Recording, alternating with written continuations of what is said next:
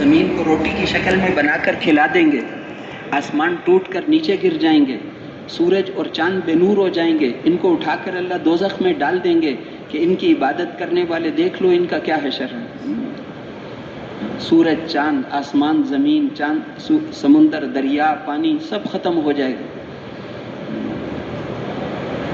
انسان کو ہمیشہ ہم نے باقی رکھنا ہے، یہ ختم ہونے کے لیے نہیں بنایا، باقی سب کچھ ختم ہونے کے لیے بنایا ہے۔ یہ ہمیشہ منتقل تو ہوگا دنیا سے قبر میں، قبر سے حشر میں، وہاں ہر آدمی کے نے پیش ہونا ہے، قیامت کی پیشی اللہ کے دربار میں پیش ہونا ہے۔ وَإِن مِّنكُمْ إِلَّا وَارِدُهَا كَانَ عَلَى رَبِّكَ حَتْمًا مَّقْضِيًّا۔ پل صراط پر سے گزرنا ضروری ہے، ہر ایک نے بنفس نفیس اللہ کے سامنے پیش ہونا ہے۔ پتہ ہے وہاں کیا حال ہوگا؟ ایک تو گناہ ہے، اللہ کی نافرمانی ہے، وہ تو آپ کے اور اللہ کے درمیان ہے، اور ایک انسانی حقوق ہیں، ان کو اللہ معاف نہیں کریں گے، شہید کو بھی معاف نہیں کریں گے۔ لوگوں کے حقوق ادا کرو، ہم لے کر دیں گے۔ لوگوں کے حقوق بھی معاف نہیں ہوں گے، لوگوں کے حقوق جو ہیں ان کو اللہ معاف نہیں کرے گا۔ اپنی اللہ جل شانہ کے جو حقوق ضائع ہو گئے تو اللہ غفور الرحیم ہے، امید ہے معاف کر دیں گے، لیکن انسانوں کے حقوق کے نہیں۔ بیٹے نے باپ کا حق ادا نہیں کیا، بھائی نے بھائی کا حق ادا نہیں کیا، کہ آج تو دیے بغیر آگے نہیں گزر سکتے۔ 70 سال ایک آدمی کی دنیا میں عمر تھی، 55 سال کا اس سے حساب ہوگا۔ ابتدائی 15 سال تو نابالغ تھا، اس کا حساب نہیں ہوگا۔ 55 سال کا حساب دے کر یہاں سے آگے جا سکتے ہو۔ 55 سال کے 20,000 دن بنتے ہیں، 20,000 دنوں کا حساب یہاں کھڑے ہو کر دے دو۔ کتنوں کو تنگ کیا تھا، کتنوں کو چھیڑا تھا، کس کو گالی دی تھی، کس کو برا بھلا کہا تھا، گھر والی کو کیا کہا، کیا جملے کہے تھے، آج جواب دے دو۔ اس کے بغیر آگے نہیں جا سکتے، پھر کیا کریں گے؟ 20,000 دنوں میں ہمارا کس کس سے واسطہ پڑا تھا؟ وہاں ہم سے جھگڑنے والے کتنے لوگ ہوں گے پتہ ہے؟ یہ بھی حق لینے آئے گا، وہ بھی حق لینے آئے گا۔ آج جس نے جس کا حق لینا ہے، جس سے لینا ہے، اللہ فرمائیں گے ہم لے کر دیں گے۔ وہاں حق دینا پڑے گا، شہید کو بھی معاف نہیں ہوگا۔ اس لیے وہاں پر پھر کیسے بات بنے گی؟ لوگوں کے حقوق ادا کرنے ہیں، لوگوں کے حقوق نہیں دیے۔ کسی سے قرضہ لیتے ہیں، قرضہ لے کر پھر اس کے بعد بیرون ملک میں جا رہے ہیں، قرضہ لیا پھر واپس نہیں کیا۔ 1 سال کا کہہ کر لیا تھا، 1 سال کے بعد وہ مال اگر پاس ہے تو اب وہ آپ کے لیے خبیث مال ہے، اس کو فقہا خبیث کہتے ہیں۔ یہ ناپاک مال ہے، تمہارے لیے حرام ہے، اس سے آپ نفع نہیں اٹھا سکتے۔ لوگوں کے جو حقوق دینے ہیں وہ آپ کی ساری عبادتوں کو لے کر اڑ جائیں گے۔ چند پیسوں کے بدلے میں 700 نمازیں اس کو دے دو، وہاں تو دیے بغیر تم آگے نہیں جا سکتے۔ شہید کو بھی قرضہ ادا کرنا پڑے گا، وہاں قرضے شہید کو بھی معاف نہیں ہوں گے۔ مالی حقوق جو ہیں، مالی حقوق تو ادا کرنے پڑیں گے، معاملات تو پورے کرنے پڑیں گے، جواب دینا پڑے گا، آگے گزر ہی نہیں سکتے، گزرنے کا امکان ہی نہیں ہے کوئی۔ یہ تو تمہارا انسانوں سے معاملہ ہے، یہ تو دیے بغیر تم آگے نہیں جا سکتے۔ تو اس لیے 55 سال کے اندر کتنوں کا ہم نے حساب دینا ہے۔ امام ابو یوسف رحمۃ اللہ علیہ ایک بڑے امام تھے، امام ابو حنیفہ رحمۃ اللہ علیہ کے شاگرد، ان کے علم کو انہوں نے محفوظ کیا۔ قاضی القضاة تھے، پورے ملک کے سب سے بڑے قاضی، جس قاضی کو چاہیں رکھیں، جس کو چاہیں اتار دیں۔ امیر المومنین کھانے سے پہلے اس کے ہاتھ دھلواتے ہیں، ہارون الرشید خود ہاتھ دھلواتا ہے۔ یہ آپ کا جو علم ہے اس کے ادب میں میں آپ کے ہاتھ دھلواتا ہوں۔ تو اس لیے روزانہ 200 نفل پڑھتے تھے، قاضی القضاء ہونے کے باوجود بھی 200 نفل روزانہ پڑھتے تھے۔ مرنے سے پہلے رو رہے تھے، تو ان کے شاگردوں نے کہا کہ آپ کی زندگی تو ایک مثالی زندگی تھی، ایمان اور تقوی والی زندگی تھی، آپ کیوں روتے ہیں؟ ان کا آخری وقت ہے، اللہ کے سامنے پیشی کا خطرہ ہے، بہت ڈر رہا ہوں، مجھے زندگی میں کوئی اور گناہ تو یاد نہیں ہے، تقوی والی زندگیاں ہوتی تھیں ان کی، مجھے اور کوئی گناہ تو یاد نہیں ہے۔ ایک دفعہ ایک مسلمان اور ایک غیر مسلم میرے عدالت میں فیصلے کے لیے آئے تھے۔ فیصلہ تو میں نے اس نو مسلم کے، وہ جو غیر مسلم تھا اس کے حق میں کیا تھا، فیصلہ تو انصاف کے مطابق کیا تھا، لیکن مسلمان اچھی جگہ میں نے بٹھا دیا، اس کو دوسرے کی جگہ اتنی اچھی نہیں تھی۔ اللہ کا حکم تو یہ ہے کہ بٹھانے میں برابری کرو، بٹھانے میں برابری کرو، میں نے برابری نہیں کی، اس کی وجہ سے سخت پریشان ہوں۔ اگر اللہ نے قیامت کے دن پوچھ لیا کہ اس غیر مسلم کو مسلمان کے برابر کیوں نہیں بٹھایا تھا، تو میں کیا جواب دوں گا؟ یہ گناہ تو توبہ سے بھی معاف نہیں ہوتا، یہ تو اس غیر مسلم کا حق تھا۔ اب بتاؤ، وہ اس پر روتے روتے دنیا سے چلے گئے کہ غیر مسلم کو کھڑا جو کیا تھا وہ مسلمان کے برابر نہیں کیا تھا، تو اس کے جواب کی آخرت میں پیشی کا خطرہ ہے۔ حضرت ابوبکر رضی اللہ عنہ ایک کلمے کا فکر، یہ کلمہ میں نے تمہیں کہہ دیا تم بھی کہہ دو ورنہ کیا بنے گا آخرت میں، نہیں کہتے میں حضور سے جا کے شکایت کروں گا، کہو مجھے یہ کلمہ، قیامت کے دن جواب دینا پڑے گا۔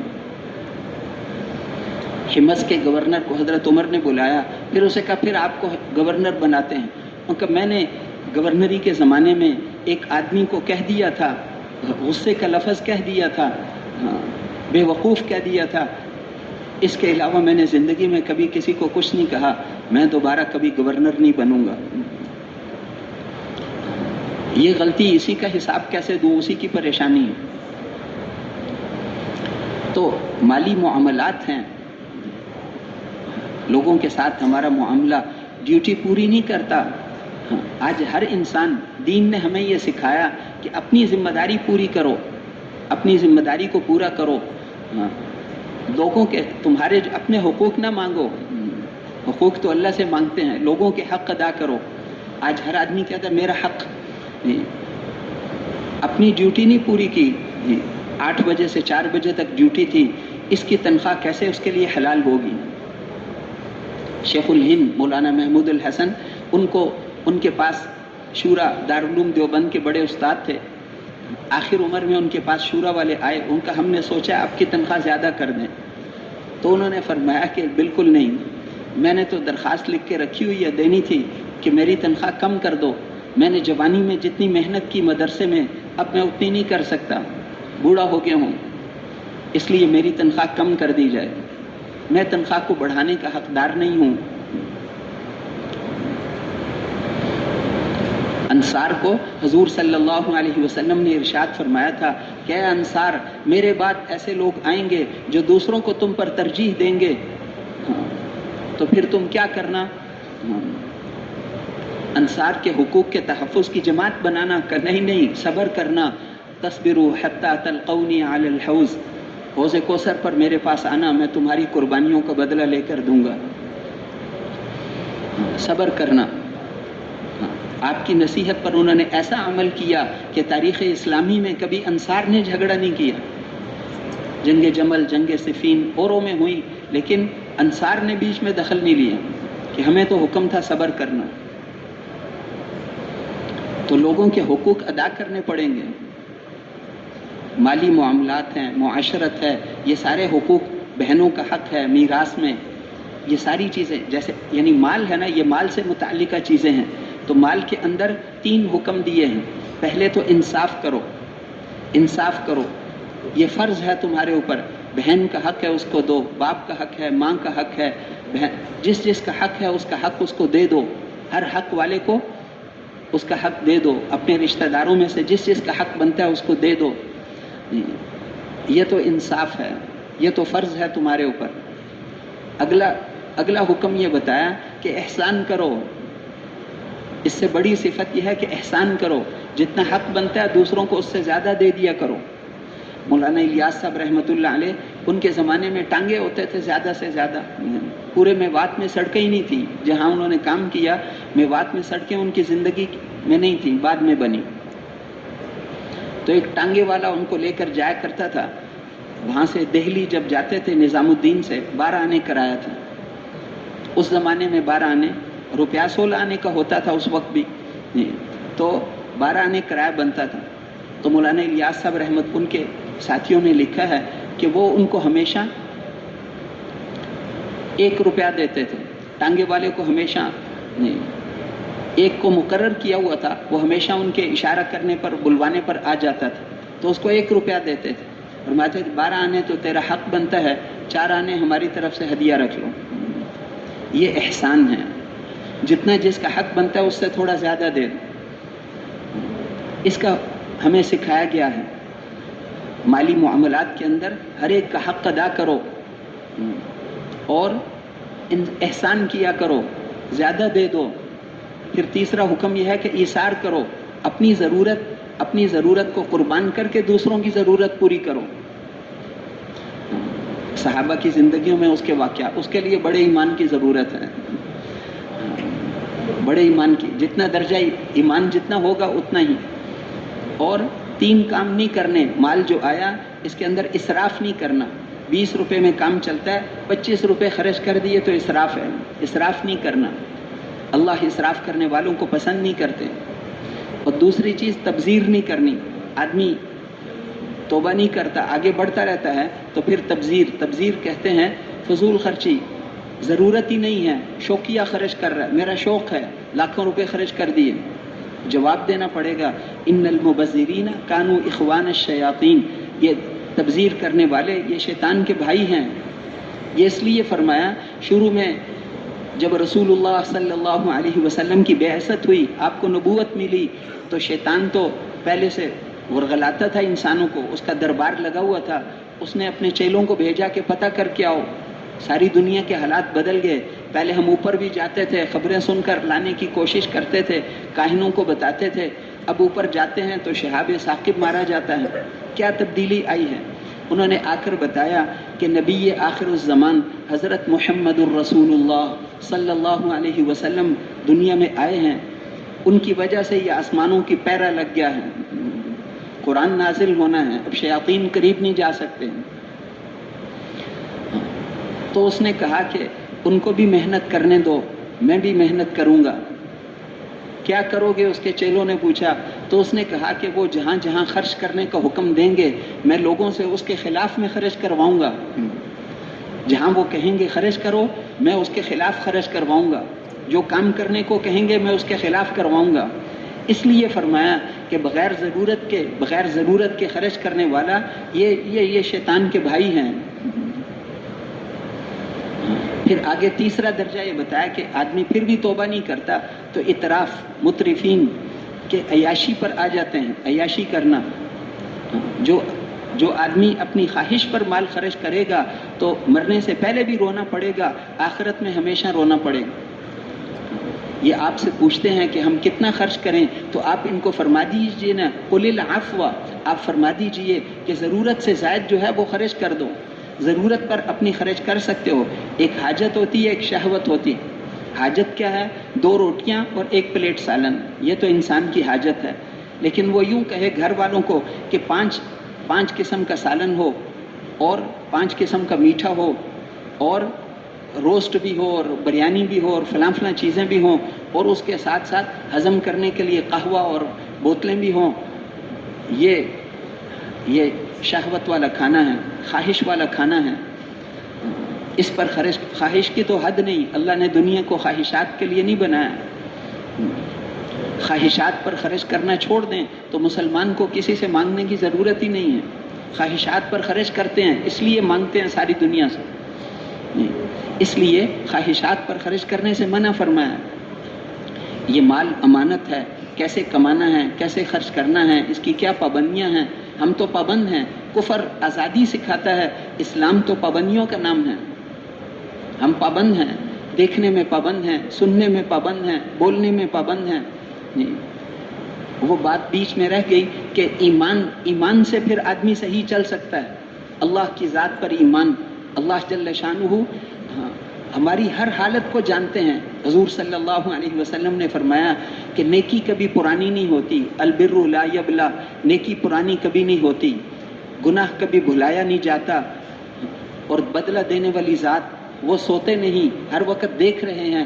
فکن کما شئتا، اب تمہاری مرضی ہے، جیسے چلو، معاملہ تمہارے اختیار میں ہے.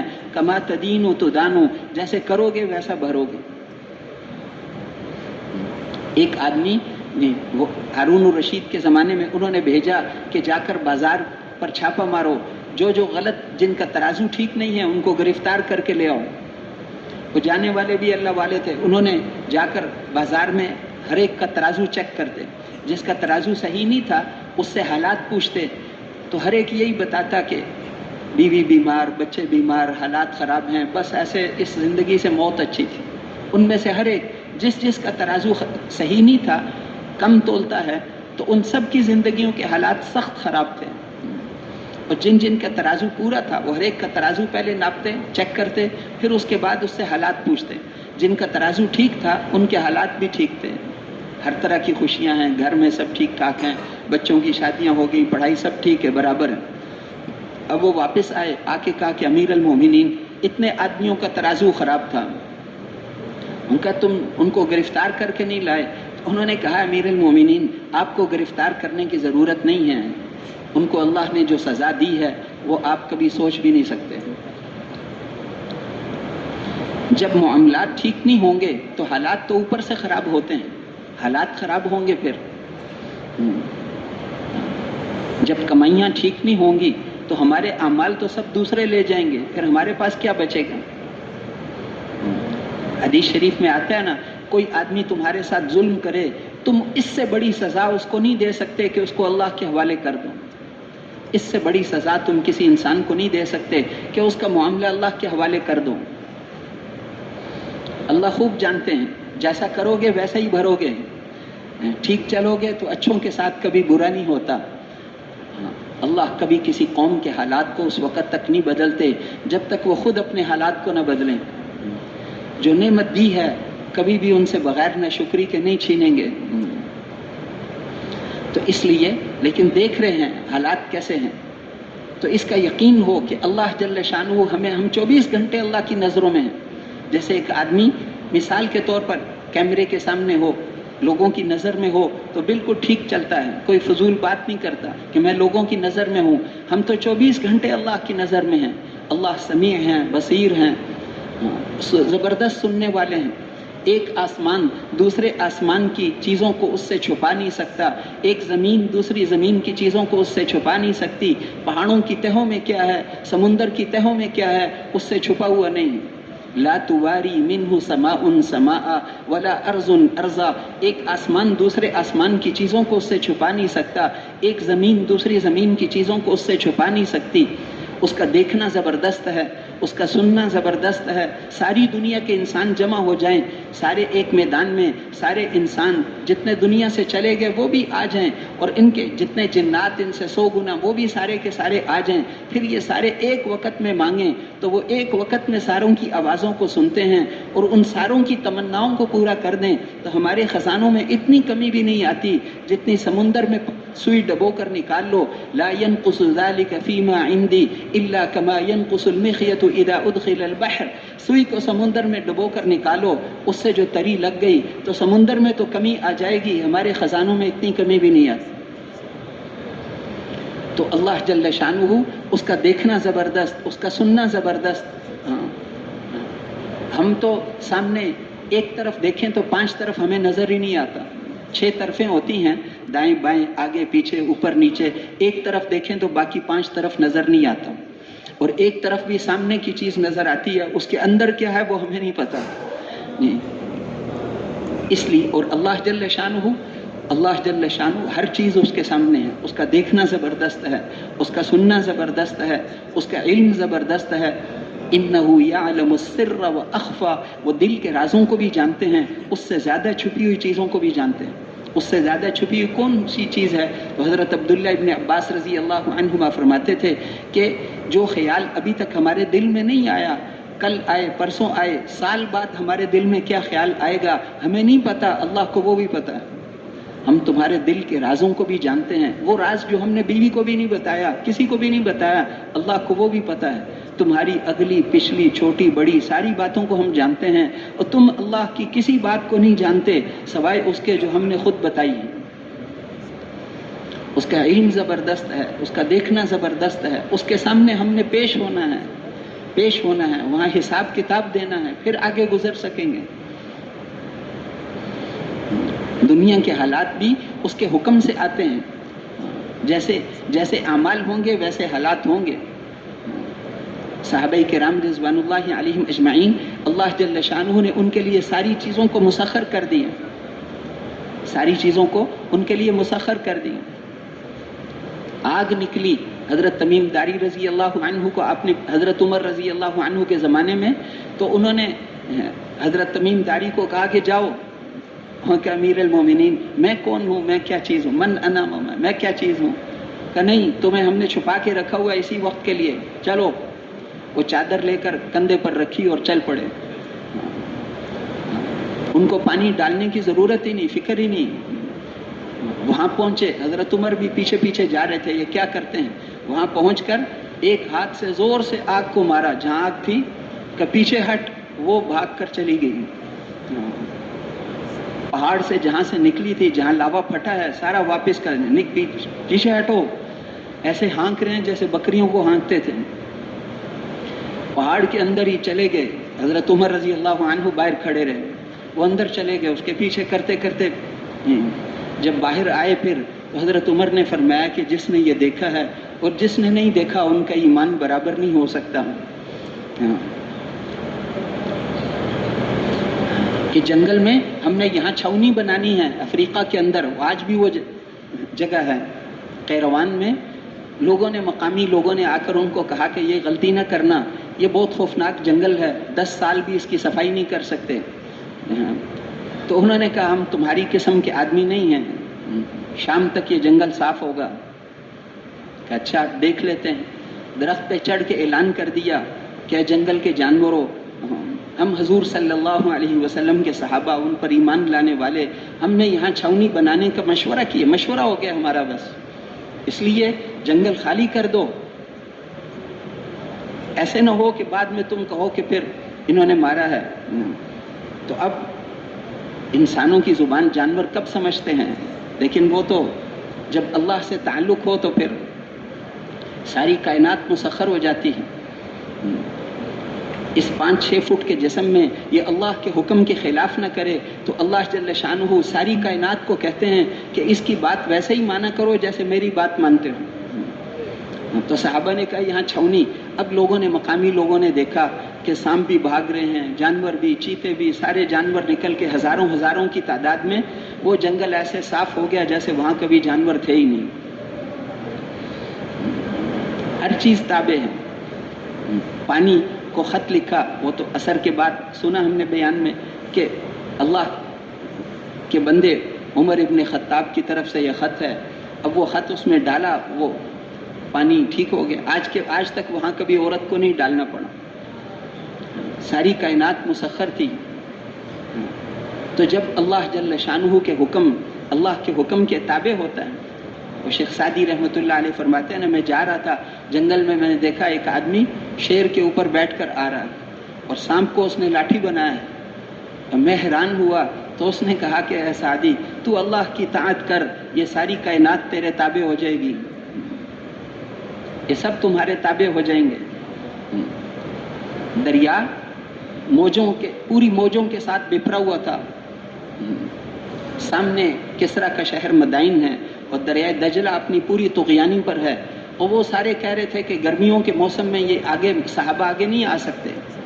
کسرا خود جو کچھ سال پہلے دنیا کا سب سے بڑا بادشاہ ہوتا تھا، وہ تو اب وہ اس کا حال یہ ہے، ڈرے ہوئے ہیں، آخری شہر ہے کسرا کا شہر مدائن، ساری کشتیاں ادھر لے گئے تھے کہ صحابہ نہیں آ سکتے،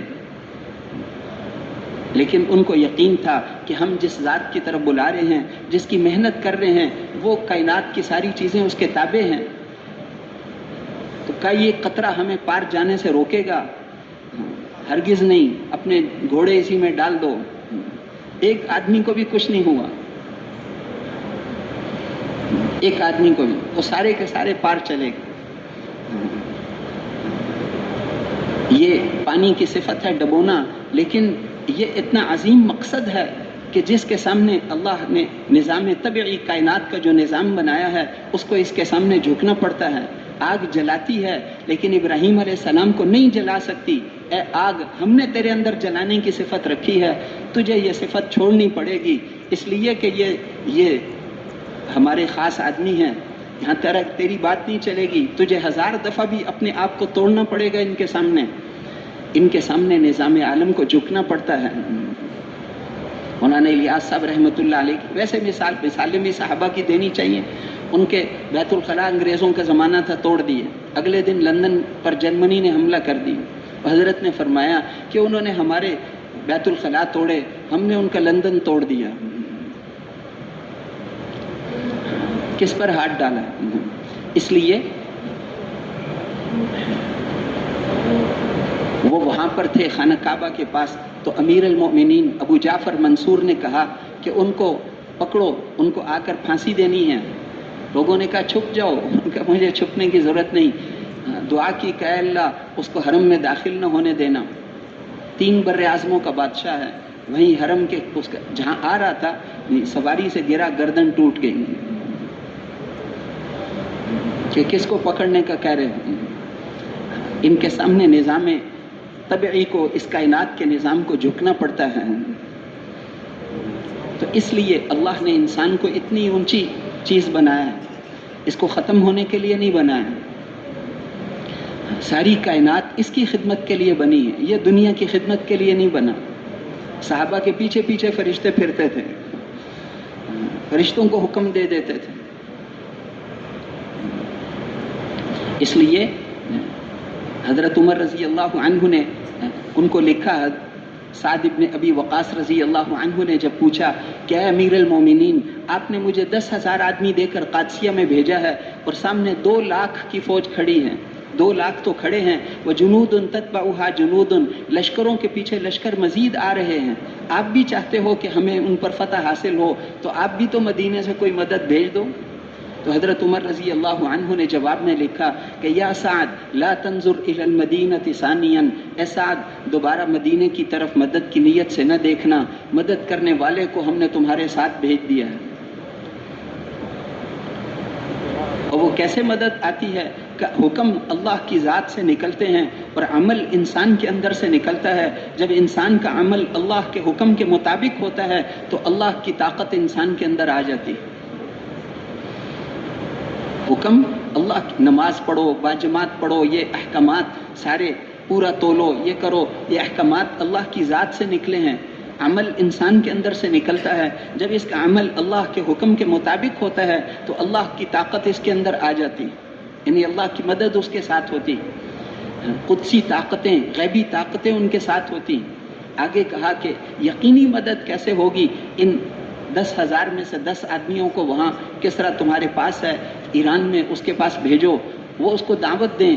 اگر اس نے ہماری دعوت کو قبول کر لیا، اسلام قبول کر لیا، تو وہ ہمارا بھائی ہے، ہمارے اس کے ساتھ کوئی جھگڑا نہیں ہے.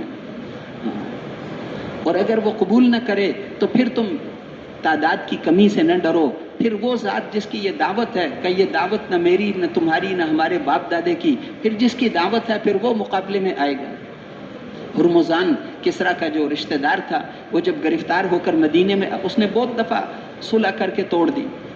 جب وہاں پر پہنچتے تھے صحابہ تو وہ صلح کر لیتا. لڑائی میں جب ہارنے کے 5 منٹ قریب ہے کہ ہار جائے تو سفید جھنڈا لہرا دیتے تھے کہ ہم صلح کرتے ہیں. پھر مسلمان ہاتھ روک لیتے تھے. پھر جب آگے جاتے، پیچھے تھوڑے سے مسلمان چھوڑ کر آگے جاتے، وہ ان کو شہید کر کے پھر دوبارہ بغاوت کر دیتا. کئی دفعہ اس نے ایسے کیا، کتنے صحابہ کا نقصان ہو گیا. پھر جب ہارنے لگتا پھر صلح کر لیتا. پھر اس کو پکڑ کے مدینہ بھیجا. حضرت عمر رضی اللہ عنہ نے فرمایا کہ بتا کب تک بھاگے گا؟ تو اس نے کہا امیر المؤمنین، جب تک جنگیں ہمارے اور تمہارے درمیان تھیں تو تم کبھی ہم پر غالب نہیں آئے، وَلَكِنَّكُمْ جَعَلْتُمُ الْحَرْبَ بَيْنَنَا وَبَيْنَ اللَّهِ، لیکن تم نے تو جنگ ہمارے اور اللہ کے درمیان کروا دی. کافر بھی اتنا سمجھتے تھے کہ اب تو ہماری تمہاری لڑائی نہیں، اب تو لڑائی تم نے ہماری لڑائی اللہ کے ساتھ کرا دی. کیونکہ دعوت دیتے ہو، جب دعوت دیتے ہو تو اب لڑائی پھر تمہاری ہماری نہیں ہے، اب تو پھر اللہ جل شانہ مقابلے پر آ گئے، اور جب اللہ مقابلے پر آ گئے فمن یحارب اللہ سے کون لڑ سکتا ہے؟ اللہ سے کون لڑ سکتا ہے؟ یہی تھا بدر میں مسلمان بہت تھوڑے، 313، کھانے کی چیزیں نہیں، پانی پر ان کا قبضہ، ساری چیزیں ان کے پاس، کھانے ان کے پاس، تلواریں ان کے پاس، ہتھیار ان کے پاس، ایسی لڑائی تھی، سامان ہے ہی نہیں، لڑنے کا جنگ کا سامان ہی نہیں۔ آج پتہ چلے گا کہ تلواریں جیتتی ہیں یا نمازیں جیتتی ہیں۔ مسلمانوں کے پاس ایمان ہے، نمازیں ہیں، اخلاق ہیں، آج پتہ چل ان کے پاس ہر قسم کا اسلحہ ہے، ساتھ بہت ساری شراب اور عورتیں لے کر آئے تھے کہ ہم تو بہت جلدی ان نہتے لوگوں سے جیت کر ایک جشن منائیں گے، اس لیے اور آتے ہوئے ابو جہل نے خانہ کعبہ کے پردے پکڑ کر سرداروں کے ساتھ مل کر دعا مانگی کہ اے اللہ جو حق پر ہے اس کی مدد کرنا۔ وہ اپنے آپ کو حق پر سمجھ رہے تھے، ہم خانہ کعبہ کے متولی ہیں، ایمان کیا ہوتا ہے، ہم حاجیوں کو پانی پلاتے ہیں، ان کی خدمت کرتے تھے۔ تو اس لیے بدر کے بعد اللہ جل شانہ نے فرمایا کہ ان تستفتحوا فقد جاءکم الفتح، تم ہم سے فیصلہ کروانا چاہتے تھے کہ حق پر کون ہے، لو ہمارا فیصلہ آ گیا۔ نبی کی مخالفت کر کے تم کیسے کامیاب ہو سکتے تھے؟ اب بھی توبہ کر لو تو پچھلے سارے معاف ہیں، اب بھی توبہ کر لو، اور اگر نہیں کرو گے، تم دوبارہ ایسے کرو گے تو ہم بھی دوبارہ ایسے ہی کریں گے۔ ان تعودوا نعود، دوبارہ اللہ کے رسول کی مخالفت میں آؤ گے تو ہم پھر ایسے ہی کریں گے۔ ان کا نہیں، اب ہم بڑا لشکر لے کر آئیں گے، کلن تغنی عنکم فئتکم من اللہ شیئا، تمہاری فوجیں اللہ کا مقابلہ نہیں کر سکتی۔ تو اس بدر کی لڑائی میں یہی ہوا، شیطان نے ان کو انسانی شکل میں آ کر کہا میں اور فوج لے کر آ رہا ہوں۔ اب مسلمان ان کی تعداد اتنی زیادہ، اس موقع پہ اللہ نے فرشتے اتارے، بعد والی جنگوں میں بھی اتارے مسلمانوں کے اطمینان دلانے کے لیے، لیکن لڑنے کی اجازت فرشتوں کو صرف بدر میں تھی۔ بدر میں فضربوا فوق الاعناق، مارو ان کو، فرشتوں کو بھی حکم تھا۔ صحابی کہتے ہیں ہم دور ہی ہوتے اس کی گردن کٹ جاتی، تو اس لیے مارو ان کو۔ فرشتوں کی مدد اللہ نے کی فرشتوں کے ذریعے سے۔ پھر فرمایا کہ یہ اور فوج آ گئی، ہم 3000 فرشتے اور بھیج دیں گے، 5000 فرشتے بھیجیں گے جو آسمان سے نشان لگے ہوئے گھوڑوں پر بیٹھ کر آئیں گے۔ پھر فرمایا کہ یہ 3000 5000 یہ تو ہم تمہارے دلوں کے اطمینان کے لیے کہہ رہے ہیں، ورنہ مدد کی ضرورت پڑی تو میں اللہ بھی تمہارے ساتھ ہوں۔ جب اللہ ساتھ ہو تو پھر وما جعله الله الا بشرى لكم ولتطمئن قلوبكم به وما النصر الا من عند الله العزيز الحكيم، مدد کی ضرورت پڑی تو اللہ بھی تمہارے ساتھ ہے۔ اس لیے یرموک کی لڑائی میں جب کئی میل لمبی ان کی پہلی صف تھی تو مسلمان تو تھوڑے، یہ 20,000 وہ لاکھوں کی تعداد میں، حضرت خالد بن ولید رضی اللہ عنہ صفیں سیدھی کروا رہے تھے تو ایک آدمی نے کہہ دیا کہ ما کثرت الروم، آج رومی کتنے زیادہ ہیں۔ تو حضرت خالد بن ولید رضی اللہ عنہ نے فرمایا کہ تم نے جھوٹ کہا، رومی کتنے تھوڑے ہیں، اگر میرے گھوڑے کے پاؤں زخمی نہ ہوتے میں اکیلے ہی ان کے لیے کافی تھا۔ ہم کافروں سے جو لڑتے ہیں تو تعداد کو دیکھ کر نہیں لڑتے، ہم اللہ کی مدد کی نصرت کی بنیاد پر لڑتے ہیں۔ تو میرے محترم بھائیوں اور دوستو، سب کچھ اللہ کے ہاتھ میں ہے، اللہ کرتے ہیں، وہ بڑی قدرت والے ہیں، شروع میں بھی وہی آخر میں بھی وہی۔ ایک وقت آئے گا جب اسرافیل علیہ السلام کو کہیں گے کہ سور پھونکو، سور پھونکیں گے تو پھر تیزی سے لوگوں کے گھر ہلیں گے، جب بہت زیادہ آہستہ آہستہ اس کی آواز تیز ہوتی جائے گی تو پھر لوگ بھاگیں گے گھروں سے کہ اب چھت ہمارے اوپر گریں گے، ایک بھی مسلمان نہیں ہوگا۔ اب یہ دنیا، اس میں کوئی بھی اللہ اللہ کہنے والا نہیں، اس کو ختم کر دو، اب بیکار ہے۔ اس لیے اب وہ سارے بھاگیں گے، پھر اس کے بعد اور زور سے پھونکیں گے، سب کے دل پھٹ جائیں گے، اور زور سے پھونکیں گے، پہاڑ روئی کے گالے کی طرح اڑیں گے، اور زور سے پھونکیں گے، سمندروں کو آگ لگ جائے گی، پھر اور زور سے پھونکیں گے، آسمان ٹوٹ کر گر جائے گی۔ کرتے کرتے کرتے پھر اللہ جل شانہ اسرائیل علیہ السلام سے پوچھیں گے کون باقی ہے، تو وہ کہیں گے کہ اللہ یہ عرش کے اٹھانے والے فرشتے اور یہ 4 بڑے فرشتے، عرش کے اٹھانے والوں کی بھی روح نکال دو، ان کی بھی روح نکال دیں گے۔ اب کون باقی ہے کہ یہ 4 بڑے فرشتے، جبرائیل کی بھی روح نکال دو، اسرافیل کی، میکائیل کی، ان سب کی روح نکال۔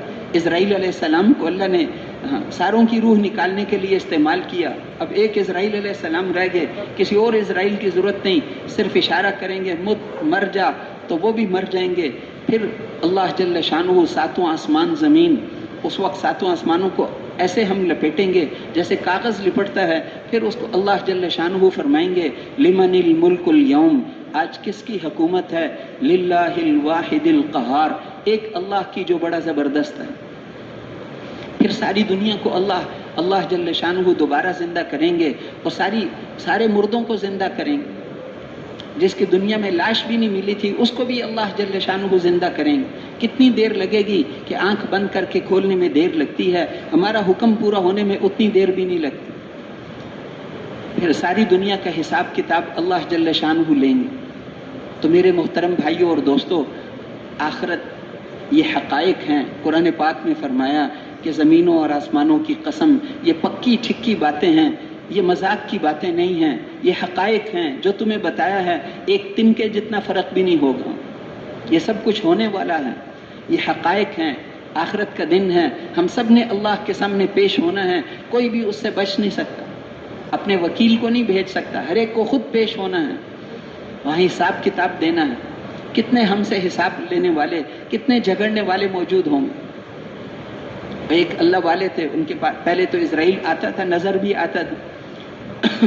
انہوں نے ایک سے پوچھا کہ میں اسرائیل ہوں، کہ واہ ایسا مہمان آیا ہے 40 سال سے جس کا انتظار کر رہا تھا، جلدی سے روح نکال دو۔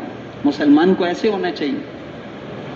وہاں اشرف علی تھانوی صاحب شاگردوں کو کبھی فرماتے تھے کہ تیار بیٹھے ہیں، تیار بیٹھے ہوئے ہیں۔ کون کہہ سکتا ہے جس نے کسی کا حق نہیں دنیا میں دینا، کوئی فرض نہیں چھوٹا، کوئی واجب نہیں چھوٹا، مسلمان ہر وقت تیار ہو۔ آخرت کا دن یقینی دن ہے، آخرت کی زندگی، کل کا دن ہماری زندگی میں آئے نہ آئے، قیامت کا دن ضرور آئے گا۔ قیامت کا دن ان الساعۃ لآتیۃ لا ریب فیہا، قیامت کا دن تو یقینی ہے، وہ تو آنا ہی آنا ہے۔ کل کا دن تو پتہ نہیں ہمیں ملے یا نہ ملے، لیکن قیامت کے دن ہم نے ضرور پیش ہونا ہے۔ پھر آخرت کی ہمیشہ ہمیشہ کی زندگی ہے۔ یہاں کی تھوڑی سی محنت، یہاں کی محنت پر وہاں اربوں کھربوں سال ملے گا، لیکن اگر محنت نہیں کی تو پھر وہاں نہیں ملنے والا۔ محنت نہیں کی، وقت ضائع کر دیا، یہاں کی تھوڑی سی غفلت لاکھوں سال رلائے گی۔ یہاں ایک دفعہ کہو یا اللہ تو فوراً جواب دیتے ہیں جی میرا بندہ، جس وقت بھی کوئی عورت مرد پکارے فوراً جواب دیتے ہیں۔ اور وہاں پر 500 سال پکاریں گے، پھر جواب ملے گا کہ تم بکواس نہ کرو، تم نے دنیا میں ہمیں بلایا تھا، آج ہم نے تمہیں بلا دیا۔ اتنے 100 سال مانگنے کے بعد پانی ملے گا، وہ پانی جو انتڑیوں کو باہر لے آئے۔ تو میرے محترم بھائی، اس لیے آخرت حق ہے، جنت حق ہے، جہنم حق ہے، محمد الرسول اللہ صلی اللہ علیہ وسلم حق ہیں، انبیاء، یہ ساری چیزیں۔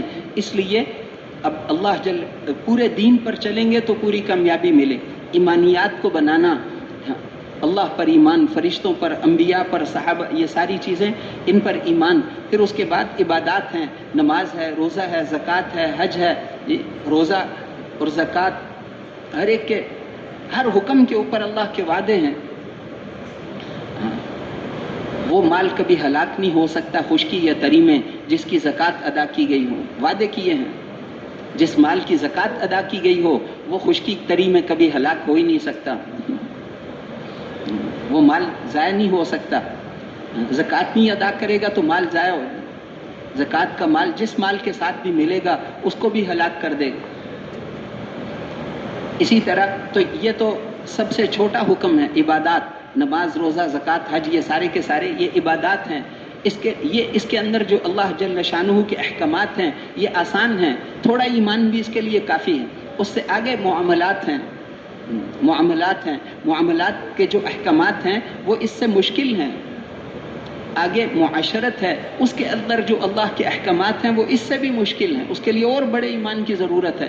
وہ ایمان جو نماز پڑھا لے وہ یہاں کافی نہیں، پھر اس کے آگے اخلاق ہیں، اس کے لیے اور بڑے ایمان کی ضرورت ہے۔ وہ ایمان جو نماز پڑھا لے وہ یہاں کافی نہیں، یہ معاملات پر چلا لے وہ یہاں کافی نہیں۔ اس لیے اتنا ایمان سیکھنا جو اللہ کے سارے حکم ہم سے پورے کروا لے، سارے کے سارے احکامات ہم سے پورے کروا لے، وہ ایمان سیکھنا ضروری ہے۔ اتنا ایمان سیکھنا، اور جو تنہائیوں میں ہمیں گناہوں سے بچا لے، اللہ کی نافرمانی سے بچا لے۔ تنہائیوں میں کوئی نہیں دیکھ رہا، اللہ تو دیکھ رہے ہیں، اللہ دیکھ رہے ہیں۔ تنہائیوں کے گناہوں سے صحابہ نے ایسا ایمان سیکھا تھا جو تنہائیوں کے گناہوں سے بچا لے۔ اس کو ہمیں سیکھنے کی ضرورت ہے، اتنا ایمان سیکھنا جس سے اللہ کے سارے احکامات پورے ہو جائیں، معاملات لوگوں کے ساتھ ٹھیک ہوں، وقت پابندی کے ساتھ دینا، جب تنخواہ لیتا ہے تو پورا اس میں وقت دینا پڑے گا۔ پھر اسی طرح جتنے بھی معاملات ہیں، کسی کے ساتھ زیادتی کی تو ہمیں اس کا بدلہ تو دینا ہی پڑے گا۔ دنیا میں بدلہ تو آسان ہے، آخرت کا بدلہ بہت سخت ہوگا۔ دنیا کی تکلیفیں آخرت کی تکلیفوں کے مقابلے میں کچھ بھی نہیں ہیں۔ دنیا میں آدمی کو جو بھی تکلیف آتی ہے جسم پر آتی ہے، بلڈ پریشر ہے، شوگر ہے، روح کو نہیں ہوتا، یہ صرف جسم کو ہوتا ہے۔ دنیا کی تکلیفیں جسم پر آتی ہیں، اور آخرت کی تکلیفیں اللہ ہم سب کی حفاظت فرمائے، وہ جسم پہ بھی آئیں گی، روح پہ بھی آئیں گی۔ یہ روح کو سانپ اور بچھو کاٹ رہے ہیں، یہ جسم کو سانپ اور بچھو کاٹ رہے ہیں، یہ اس کو فرشتے مار رہے ہیں، جسم کو، یہ روح کو مار رہے ہیں۔ اصل تکلیف وہ ہوتی ہے جو روح پر آتی ہے، وہ تو وہاں پر ہوگی۔ اور جسم کو بھی اللہ بڑا، روح پہ بھی تکلیف ہوگی، اور جسم اتنا چھوٹا نہیں ہوگا 5 فٹ کا، اس جسم کو بڑا کریں گے۔ یہ اللہ کا مجرم ہے، اس کے جسم کو، یہ ایک دانت اللہ کے پیارے نبی نے بتایا کہ احد پہاڑ جتنا بڑا ہو جائے گا۔ یہ کھال، جسم کی جو کھال ہے باریک سی، 3 دن سفر کرو اتنی موٹی ہو جائے گی۔ ایک دفعہ جل گئی تو ختم ہو گئی نہیں، ایک دن میں 70,000 دفعہ جلائیں گے، پھر ٹھیک کریں گے۔ چکھو تم اس دن کے عذاب کی سختیوں کو۔ جسم کو اتنا بڑا کر کے اس پر سزا دیں گے۔ تو اس لیے یہاں پر دنیا میں صفائی ہو جاتی تو آسان تھا۔ دنیا میں ہم جس کے ساتھ بھی دنیا میں کسی کے ساتھ برا کریں گے تو اس کا بدلہ تو ہمیں دینا ہی پڑے گا، یہاں پر دیں یا وہاں پر دیں۔ یہاں پر ہو جائے تو آسان ہے۔ وہ اس لیے کہتے تھے، عورت آئی، وہ سمجھدار تھے صحابہ، غامدیہ قبیلے کی عورت تھی، وہ آئی کہ اللہ کے رسول میرے سے جرم ہو گیا، مجھے پاک کر دیجئے۔ آپ نے فرمایا کہ تمہارے پیٹ میں جو بچہ ہے اس کا کیا جرم ہے، جاؤ بچہ پیدا ہونے کے بعد آنا۔ کوئی پولیس لینے نہیں گئی، 9 مہینے کے بعد وہ بچہ اپنے ہاتھوں میں اٹھا کر لے آئی، اے اللہ کے رسول مجھے پاک کر دیجئے، مجھے پاک کر دیجئے۔ کہ اس بچے کو دودھ کون پلائے گا، اس کی کیا غلطی ہے، جاؤ جب یہ کھانا شروع کر دے پھر لے کر آنا، اس کو کھانا کھلاؤ، دودھ پلاؤ، یہاں تک کہ یہ کھانا لے گئے۔ 2 سال کے بعد وہ لے کر آئی کہ بچہ روٹی کھا رہا تھا، اے اللہ کے رسول مجھے پاک کر دو۔ کوئی بلانے نہیں گیا، کوئی لینے کے لیے نہیں گیا، ان کو پتہ تھا کہ یہاں کی سزا بہت تھوڑی ہے، آخرت کی سزا تو بہت سخت ہوگی۔ سمجھدار تھے، یہیں پر سزا۔ آپ نے پھر بھی فرمایا کہ اس بچے کو کون اس کی پرورش کرے گا، اس کی کیا غلطی ہے، کوئی ہے جو اس کو لے لے۔ ایک صحابی نے اٹھ کر لے لیا، وہ نہ لیتا تو اور مہلت دے دیتے کہ میں اس بچے کی پرورش کروں، اب اس پر حد نافذ کرو۔ دنیا میں حد نافذ ہو گئی تو دنیا میں معاملہ صاف ہو گیا۔ حضرت معاذ ان کو جب رجم کیا تو ان کے چچا نے کہا کہ اللہ کے رسول یہ تو ایسی بری موت مرا، اب ہم اس کو یہیں چھوڑ دیں۔ آپ نے فرمایا کہ تم نے بہت بری بات کہی، بہت بری بات کہی، اس کا معاملہ صاف ہو گیا۔ اس نے جو توبہ کی ہے سارے عرب پہ تقسیم کرتے تو سب کی بخشش ہو جاتی۔ اب اس کے لیے آخرت میں کوئی مشکل نہیں ہے، اب یہ پاک صاف، اس کو عزت سے دفن کرو، اس کو عزت سے دفن کرو، اس کا معاملہ صاف ہو گیا، صفائی ہو گئی ہے، اب اس کے ساتھ پورے احترام والا معاملہ کرو۔ دنیا میں سزا مل گئی، تھوڑی تھی، آخرت کی سزائیں بہت سخت ہیں۔ تو وہ اگر حق ادا نہیں کیا، کسی کا حق کھا لیا، کسی کو ناحق تنگ کرتے رہے، ایک سخت جملہ بول کر اپنے کسی رشتہ دار کو تنگ کرتا ہے، ماں کو کرتا ہے، بیوی کو کرتا ہے، کسی کو بھی کرتا ہے، تو اس کا قیامت کے دن جواب دینا پڑے گا، ایک ایک جملے کا جواب دینا پڑے گا۔ اس لیے ان السمع والبصر والفؤاد كل اولئک کان عنہ مسئولا، یہ کان، یہ آنکھیں، یہ دل، ان کے بارے میں پوچھا جائے گا، ایک ایک عضو کے بارے میں پوچھیں گے۔ یہ جسم امانت تھی، امانت ادا کی ہے یا نہیں؟ یہ مال امانت تھا، امانت پوری کی ہے یا نہیں؟ اس لیے میرے محترم بھائیوں اور دوستوں، مالی معاملات بھی پورے ادا کرنا۔ مالی معاملات، لوگ تو اسی کو دیکھتے ہیں نا، ہماری نماز روزے کو نہیں دیکھتے۔ اگر ہمارے معاملات ٹھیک نہیں ہوں گے تو لوگ، صلح حدیبیہ جب ہوئی ہے صرف 1400 مسلمان تھے اللہ کے رسول کے ساتھ، 1400 مسلمان، 19 سال آپ کی محنت کو گزر چکے تھے، 19 سال میں 1400 آدمی۔ ابھی تک مکے مدینے والے مل ہی نہیں رہے، آپس میں ملاقاتیں ہی نہیں، بند ہیں۔ اب جو صلح حدیبیہ ہوئی ہے تو اللہ نے اسی لیے اس کو فتح مبین کہا، انا فتحنا لک فتحا مبینا، ہم نے بڑی فتح دے دی۔ صحابہ کہتے تھے لوگ فتح مکہ کو فتح سمجھتے ہیں، فتح تو صلح حدیبیہ تھی۔ اب جو آنا جانا شروع ہوا، وہ جو مکے والوں نے آ کر ان کو دیکھا تو ان کو دیکھ کر وہ کہتے تھے ہمیں جلدی سے مسلمان کر لو۔ ایسے ہوتے ہیں مسلمان، ہمارے جیسے انسان، اور یہ حالات ہیں، ہمیں جلدی کلمہ پڑھاؤ۔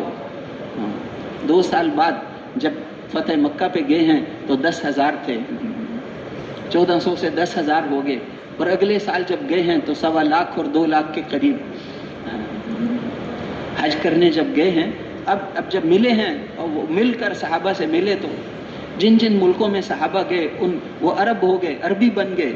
عرب نہیں تھے سارے وہ ملک، جن ملکوں میں صحابہ گئے زبانیں ہی بدل گئیں، لباس ہی بدل گئے، کہا ہمیں اپنے جیسا بنا لو۔ ان کی زندگی کو دیکھ کر آج بھی مسلمان ساری دنیا میں ہیں، لیکن وہ داعی ہوگا، داعی ہو تو پھر وہ ان کو تبدیل کرنے کا ذریعہ بنے گا۔ وہ داعی تھے اس لیے بدلنے کا ذریعہ تھے۔ مسلمان تو سورج کی طرح ہے، سورج جہاں جاتا ہے وہاں روشنی پھیلاتا ہے۔ ایمان والا جہاں جاتا ہے، انڈونیشیا کے لوگ مسلمان تاجروں کو دیکھ کر مسلمان ہو گئے تھے، ہمیں بھی مسلمان کر لو۔ یہ مبارک دین جو تمہیں اتنے اچھے معاملات، اتنی اچھی تجارت، اتنا عیب بتا کر بیچنا اور یہ کرنا اور پورا تولنا اور ساری چیزیں، ملک مسلمان ہو گئے۔ یہ دین اتنا زبردست دین ہے، اس کے اندر اتنی طاقت اللہ نے رکھی۔ تو معاملات کو صحیح کرنا، معاملات کو صحیح کرنا۔ قرض لیا ہے وقت پر دینا، وقت پر دینا، وقت پر نہیں دیتا، اب اس مال سے فائدہ اٹھانا اس انسان کے لیے جائز نہیں ہوتا۔ اس لیے اس کو وقت پر، اسی طرح خود اپنی دکان ہے، اپنی تجارت ہے تو پورا تولنا۔ اگر پورا نہیں تولے گا، تھوڑا سا کم، مولوی صاحب پورا نہیں ہوتا کیا کریں، 5 گرام کم سیر کے پیچھے، اس آدمی کو کبھی زندگی میں خوشیاں نہیں ملیں گی۔ معاملہ تو اللہ کے ساتھ ہے، معاملہ انسانوں کے ساتھ نہیں ہے، معاملہ تو اللہ کے ساتھ ہے، اور وہ خوب جانتے ہیں۔ اللہ تعالیٰ کو اس کو تحقیقاتی کمیٹیاں نہیں بنانی پڑتی، اللہ تو خوب جانتے ہیں۔ تو پورا تولنا، جو جو احکامات ہیں ان کو پورا کرنا، مالی معاملات، پھر آگے معاشرت کے احکامات ہیں، جس جس کا جو حق ہے ان کو وہ حقوق ادا کرنا۔ پھر اس کے بعد اخلاق ہیں، اخلاق کے اندر، اخلاق صرف ہنس کر ملنے کو نہیں کہتے، اخلاق کے اندر یہ ہے کہ آدمی کے اندر حسد نہ ہو، کینہ نہ ہو، یہ بد اخلاقی شمار ہوتی۔ حسد، کینہ، بغض، تکبر، حب مال، حب جاہ، ریاکاری، دنیا کی محبت۔ ما ذئبان جائعان ارسلا فی غنم، دو بھوکے بھیڑیے بکریوں کے ریوڑ میں چھوڑ دو، وہ ان کا اتنا نقصان نہیں کر سکتے جتنا عہدے کی محبت، مال کی محبت انسان کا نقصان کرتی۔ تو یہ چیزیں اندر سے اس کے متعلقہ جو احکامات ہیں وہ پورے ہوں، وہ پورے کرنا، اس کے لیے بڑے ایمان کی ضرورت ہے۔ وہ ایمان جو نماز پر کھڑا کر دے، روزے پر کھڑا کر دے، وہ کافی نہیں ہے۔ تو ایمان بنے گا دعوت دینے سے۔ پھر اس کے بعد اخلاقی معاملہ، اخلاق، حضور صلی اللہ علیہ وسلم نے اپنے آپ کو قرآن کے برابر کیا تھا۔ کان خلقہ القرآن، آپ کے اخلاق تو قرآن تھے. جتنی چیزوں کا قرآن میں کرنے کا حکم ہے وہ ساری چیزیں 100% تھیں. جن چیزوں سے اللہ ناراض ہوتے ہیں ان سے آپ بھی ناراض ہوتے تھے، جن سے اللہ خوش ہوتے ہیں ان سے آپ بھی خوش. یرضا لرضاہ ویغضب لغضبہ، لم یکن فاحشا ولا متفحشا، بے حیائی کو برداشت نہیں کرتے تھے. بے حیائی اللہ کو پسند نہیں، آپ کو بھی پسند نہیں تھی. گانا اللہ کو پسند نہیں، ہمیں نفرت ہو گانے سے. مسلمان کے لیے اتنا کافی نہیں کہ وہ صرف سنے نہیں بلکہ اس کو نفرت ہو. جس چیز کو اللہ اور اس کے رسول پسند نہیں کرتے ہمیں بھی اس سے نفرت ہے. یہ دلوں میں نفاق پیدا کرتا ہے. اس لیے اور پھر آپ غلاموں کے ساتھ بیٹھ کر کھانا کھا لیتے تھے، بیماروں کی عیادت فرماتے تھے، جنازے میں شریک ہوتے تھے. کوئی مسافہ کرتا تھا تو وہی پہلے ہاتھ چھوڑے، آپ کبھی پہلے ہاتھ نہیں چھوڑتے تھے. کانا یجالس المساکین، مسکینوں کے ساتھ بیٹھتے تھے. آپ کے بیٹھنے کی کوئی خاص جگہ نہیں ہوتی تھی. اکثر نئے آنے والے آدمی کو ضرور پوچھنا پڑتا تھا ایکم محمد، آپ لوگوں میں محمد کون ہے صلی اللہ علیہ وسلم. تو صحابہ ہمیشہ کہتے تھے کہ یہ جو ذات ہم میں سب سے زیادہ خوبصورت ہیں یہ محمد الرسول اللہ صلی اللہ علیہ وسلم. دنیا پر اپنی صلاحیتوں کو نہیں لگایا. دنیا پہ اپنی بیٹی سے کتنی محبت کرتے تھے. ان کو جب ملنے گئے تو انہوں نے گھر میں پردہ ایک دفعہ لگایا تھا تو آپ پردہ دیکھ کر واپس آ گئے. انہوں نے بھی دیکھ لیا. حضرت علی رضی اللہ عنہ کو بھیجا حضرت فاطمہ رضی اللہ عنہا نے کہ پوچھ کے آؤ کیا بات ہے. ہاں گھر ہمارے آ رہے تھے، مڑ کر واپس چلے گئے ہیں، ناراض ہو گئے ابا جان، پوچھ کے آؤ. وہ گئے تو فرمایا کہ میرا دنیا سے کیا تعلق ہے، پردے لٹکائے ہیں گھر کے سامنے. ان کا یہ فرمایا ہے. پھر حضرت فاطمہ رضی اللہ عنہا نے فرمایا کہ پوچھ کے آؤ کیا کریں، ہم اس کو جلا دیں، کیا کرنا ہے. تو فرمایا کہ نہیں فلاں غریب کو دے دو. اس کے بعد ان کے گھر میں داخل ہوئے، اس کے بعد گھر میں گئے ہیں. دنیا کی چیزوں پر اپنی صلاحیتوں کو خرچ نہیں کیا. حضرت عائشہ رضی اللہ عنہا ام المومنین فرماتی ہیں 1 مہینے کا چاند ہم دیکھتے تھے، پھر اگلے مہینے کا چاند دیکھتے تھے، پھر اگلے مہینے کا چاند دیکھتے تھے، اور حضور صلی اللہ علیہ وسلم کی بیویوں کے گھروں میں سے کسی گھر میں آگ نہیں جلتی تھی.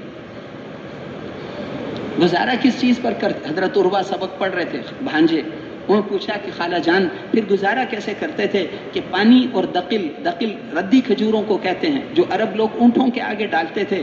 اگر ایمان اور اعمال گھر والوں کو سکھائے تو اونٹوں کے آگے ڈالنے والی کھجوروں میں بھی بیویوں کو وہ مزہ آئے گا جو حضور کی گھر والیاں کہتی تھی کہ ہمیں تو ایسے لگتا ہے جیسے ہم جنت میں رہتی ہیں.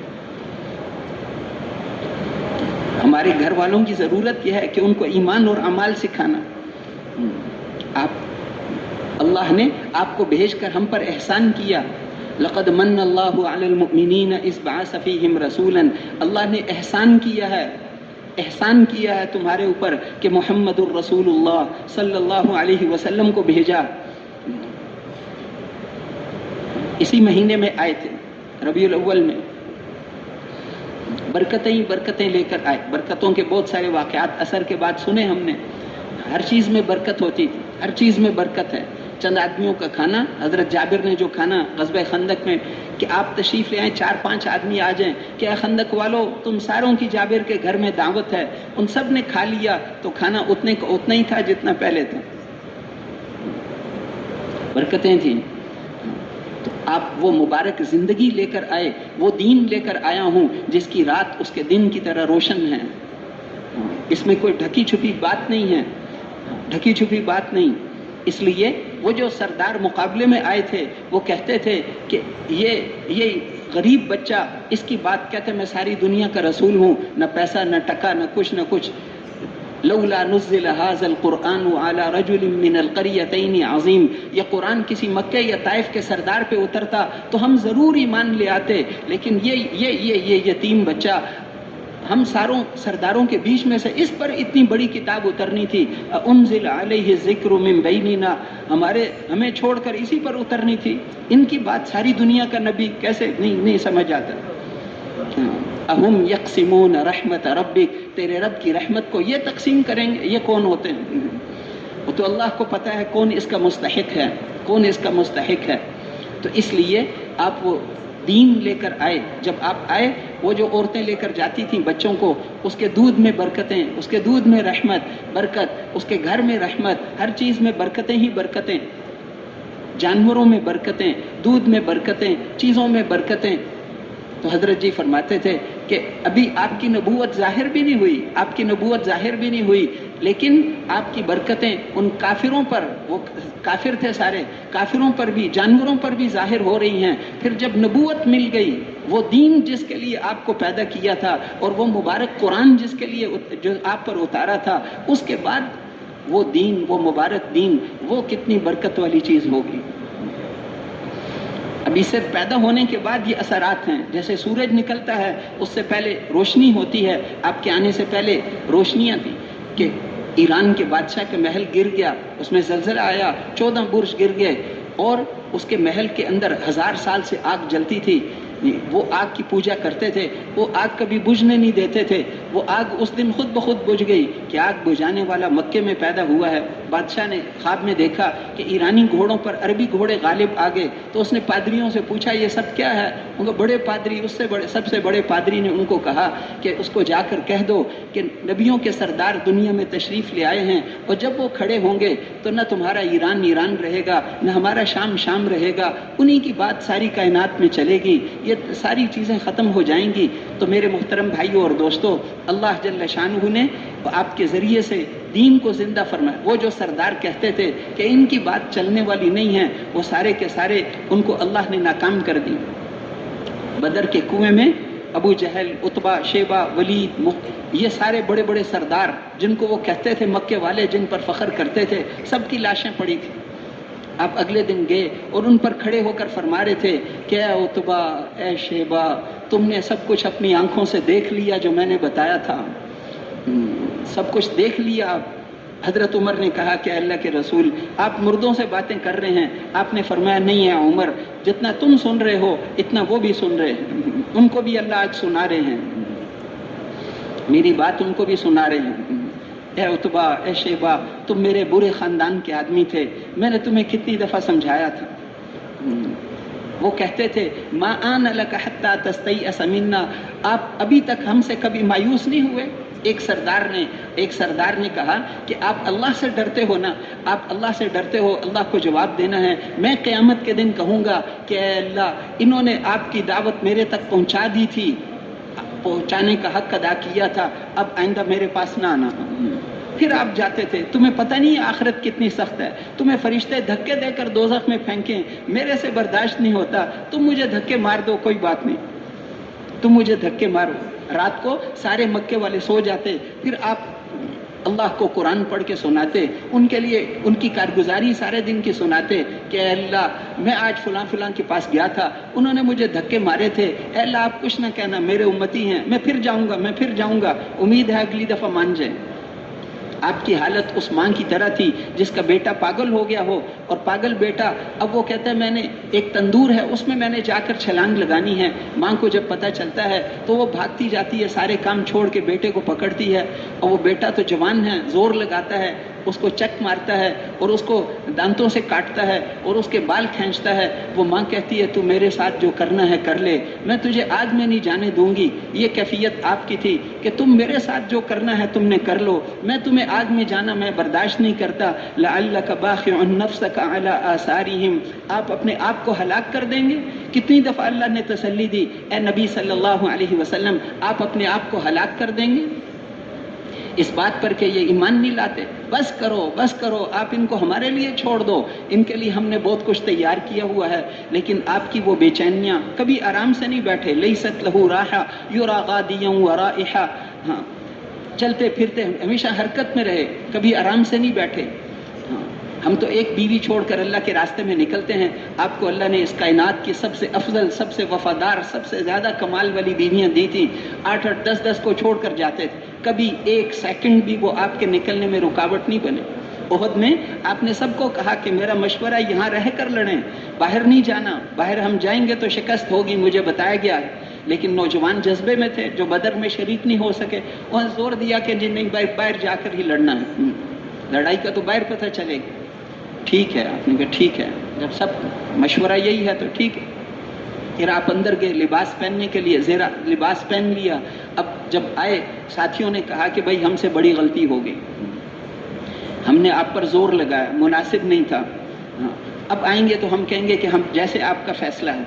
پھر جب آپ باہر آئے جنگ کا لباس پہن کر، تو اب صحابہ نے کہا کہ جی ہم سے بہت بڑی غلطی ہوگی، اب ہم نہیں، اب آپ کی منشا یہاں رہ کر اب ہم نہیں جائیں گے. آپ نے فرمایا نہیں، نبی جب یہ لباس پہن لیتا ہے تو پھر وہ اتارا نہیں کرتا، اب کوئی چیز رکاوٹ نہیں ہے، اب چلو تو چلنا ہی ہے.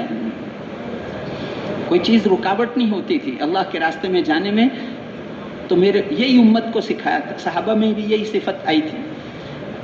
جتنی صفات، جتنے اسباب کامیابی کے صحابہ کے پاس تھے، وہ سارے اسباب ہمارے پاس بھی ہیں، سوائے اس کے کہ ہمارے صحابی ہم نہیں بن سکتے. باقی وہی قرآن ہیں، وہی ساری چیزیں ہیں، وہی اللہ کی ذات ہے. اللہ کی ذات کی مددیں اور نصرتیں بھی وہی ہیں. اس زمانے میں تلوار تھی مقابلے میں، اس زمانے میں ایٹم بم ہیں. اللہ کے لیے دونوں برابر ہیں.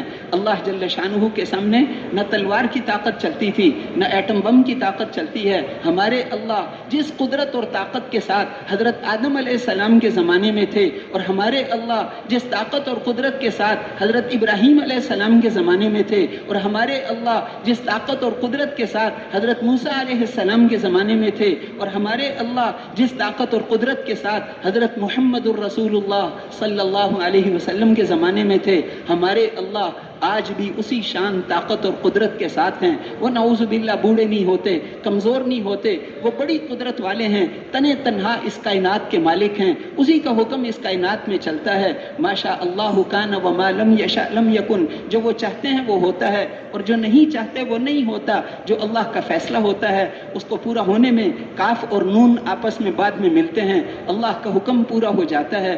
اس لیے اس اللہ کو ساتھ لے لو، اس اللہ کو راضی کر لو. وہ اللہ آج بھی اسی طاقت اور قدرت کے ساتھ ہیں جس طاقت اور قدرت کے ساتھ اس زمانے. اللہ کے وعدے نہیں بدلے. جیسے ایک نمک کی تاثیر تبدیل نہیں ہوئی آج تک اس زمانے سے لے کر، ایسے ہی اللہ کے وعدے کیسے بدل سکتے ہیں؟ لا تبدیل لکلمات اللہ. اللہ کی بات کبھی تبدیل نہیں ہوتی. اس لیے اللہ کی مددیں، نصرتیں وہ یقینی ہیں. یہ ہماری زندگی کا مقصد ہے، اسی کے لیے ہمیں بنایا ہے. ہر مسلمان اللہ کا سفیر ہے. اللہ کے پیغام کو ساری دنیا تک لے کر جانا یہ ہماری زندگی کا مقصد ہے.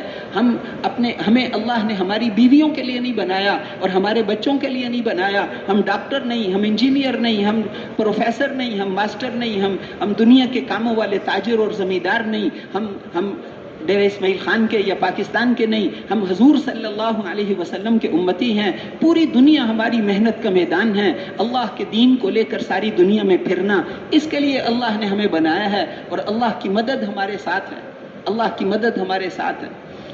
اس لیے فرمایا کہ تمہیں ساری امتوں سے افضل امت بنایا ہے تاکہ تم قیامت کے دن ساری دنیا کے انسانوں کے گواہ بنو، اور حضرت محمد صلی اللہ علیہ وسلم تمہارے گواہ بنے.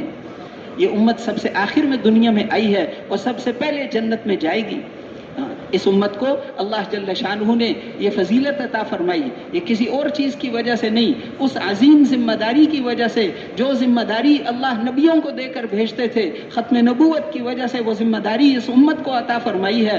اور جو تاج نبیوں کو پہنایا تھا، ختم نبوت کی وجہ سے وہ تاج اس امت کو اللہ نے پہنایا، اور وہ ذمہ داری اس امت کو اللہ نے عطا فرمائی. اس ذمہ داری کو پورا کریں گے تو اللہ کی وہ مددیں، وہ نصرتیں آج بھی ہمارے ساتھ ہیں، آج بھی ہمارے ساتھ ہوں گی.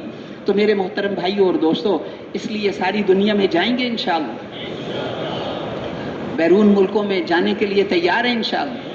اپنی جیب کو نہیں دیکھنا. حضرت علی رضی اللہ عنہ فرماتے تھے کہ آدمی ایمان والا نہیں ہو سکتا جب تک اس کو اللہ کے خزانوں میں جو کچھ ہے اس پر اس سے زیادہ یقین نہ ہو جتنا اپنے جیب کے پیسوں پر ہے.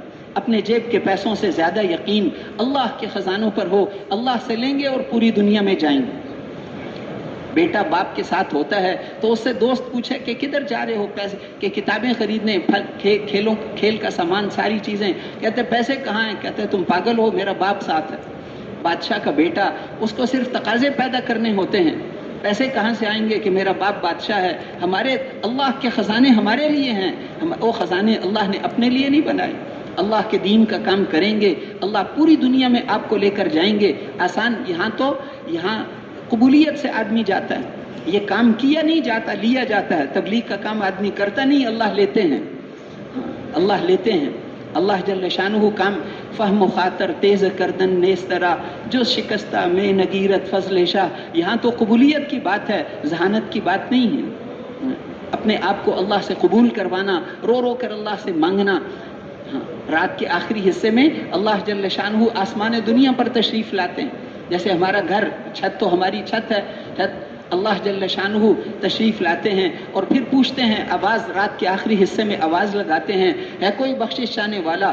دن کی 5 نمازوں کی اذانیں تو انسان دیتے ہیں، اور رات کے وقت آواز اللہ خود لگاتے ہیں. حل من مستغفر فاغفر له، ہے کوئی بخشش چاہنے والا؟ حل من مستشفن، ہے کوئی شفا چاہنے والا؟ ہے کوئی مصیبت میں مبتلا جس کی مصیبت دور کر دیں؟ ہے کوئی لینے والا؟ ہے کوئی لینے والا؟ حضور صلی اللہ علیہ وسلم کے جو امت پر بے شمار احسانات ہیں، ان میں سے ایک بڑا احسان یہ ہے کہ آپ نے امت کو اللہ سے مانگنا سکھایا. اللہ سے مانگو، اور اللہ کا حکم ہے ادعونی استجب لکم، میرے سے مانگو میں تمہاری دعاؤں کو قبول کروں گا. بیچ میں فا بھی نہیں لائے کہ اتنی دیر بھی نہیں ہوگی، اتنی دیر بھی نہیں لگے گی بیچ میں. تم مانگو، ہم بہترین قبول کرنے والے ہیں. دعا اللہ کے ہاں بڑی قیمتی چیز ہے. تو اس لیے اللہ سے مانگنا، پچھلے پر توبہ بھی کرنا کہ اللہ نے ہمیں نبیوں والا کام دیا، ختم نبوت والا کام، ختم نبوت کی نیابت والا کام اللہ نے ہمیں دیا. ہم نے اس میں جو سستی کی اس پر ہم توبہ کریں. یہ راستہ توبہ سے شروع ہوتا ہے، توبہ سے شروع ہوتا ہے. اس میں جو کمی ہوئی اس پر توبہ کرنا. توبہ کرنے سے آدمی اللہ کا محبوب بن جاتا ہے. توبہ اللہ کو پسند ہے. توبہ کرنا اور آئندہ کے لیے عزم کرنا کہ ہم کریں گے. تو اب بتائیں، جو ساتھی 3 چلے سے کم وقت کے لیے آئے تھے، کون کون اپنا وقت بڑھائے گا انشاءاللہ؟ شب جمعہ پہ آئے تھے یا اپنا وقت تھوڑے وقت کے لیے، کوئی آدمی تھوڑے وقت کے لیے صرف جوڑ میں شرکت کے لیے آیا تھا، میں اپنا وقت بڑھاؤں گا، چلہ لگا کر اب جاؤں گا، 3 چلے لگا کر جاؤں گا. تو وقت بڑھانے کے لیے کون کون بھائی تیار ہیں؟ وہ کھڑے ہو جائیں. وقت بڑھانے والے ماشاءاللہ ماشاءاللہ، ہمت کر لیں جی ماشاءاللہ. اللہ تعالیٰ قبول فرمائے.